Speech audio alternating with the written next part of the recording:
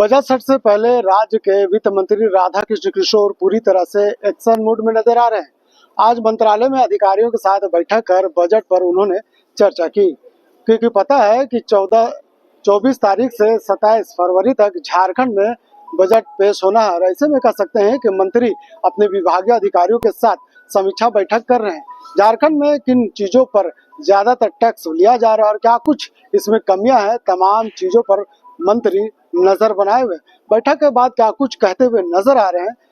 राज्य के वित्त मंत्री राधाकृष्ण किशोर, चलिए हम आपको सुनाते हैं।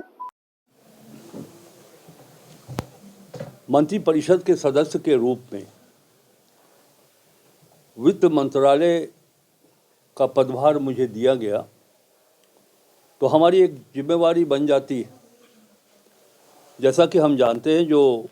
राजनीतिक और सामाजिक अनुभव मेरे पास उपलब्ध हैं,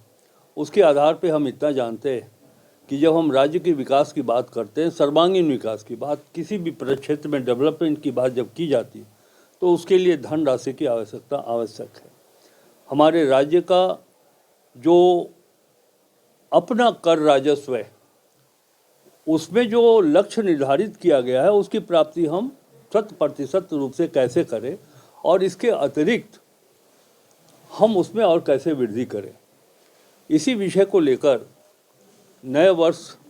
के प्रारंभ में मैं, हमारे सचिव, हमारे वाणिज्य कर के आयुक्त जी, हम लोगों ने एक तय किया कि फील्ड में जितने अधिकारी पदस्थापित हैं, कर संग्रहण में क्या स्थिति है, कहाँ परेशानी आ रही है और कैसे हम उन संभावनाओं को तलाश सकते हैं जिससे कि 2025-26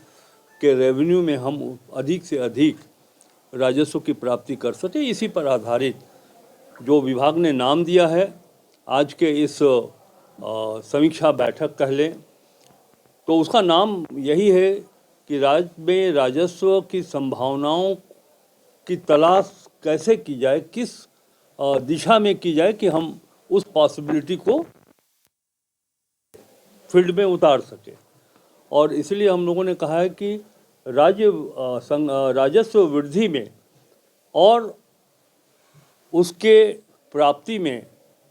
क्या समस्याएं हैं, क्या चुनौतियां हैं, इस पर हम लोगों ने काफ़ी व्यापक,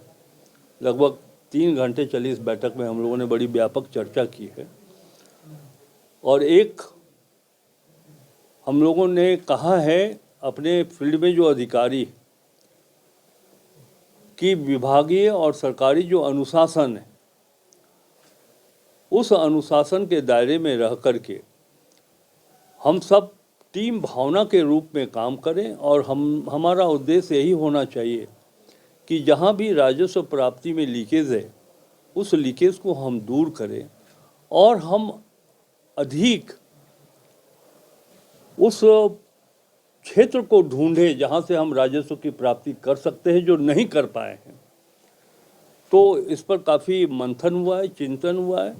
और हमारे विभागीय सचिव जी की ओर से, आयुक्त जी की ओर से उन्हें टास्क भी निर्धारित किया गया है।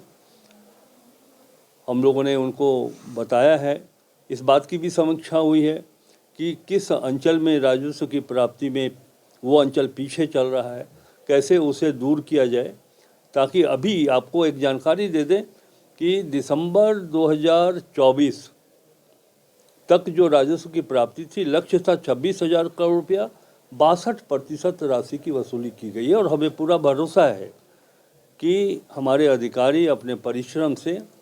और अपने दृष्टिकोण से लगभग 90 से 95% हम 31 मार्च के पहले तक उस राजस्व की प्राप्ति, उस लक्ष्य की प्राप्ति हम लोग कर लें। बाकी हम चाहेंगे कि